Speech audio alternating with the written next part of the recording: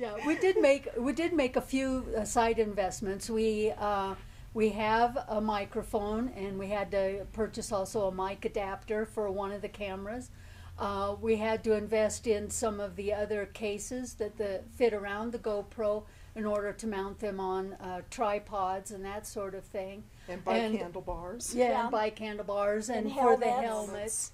So that gives you an idea. Some of the stuff we're getting her into. Why we picked the GoPro is because of its small size, not needing any additional light. Like right now, we are in a naturally lit room, fluorescent.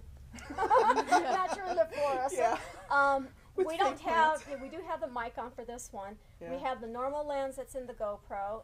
So this is basically off-the-shelf materials that GoPro has. So we've been shooting all our episodes so far in 1080 and 30 frames per second, and I think we're getting very good quality. One of the things I did some research on shows that if you're shooting action, you really should shoot it in 60 rather than 30.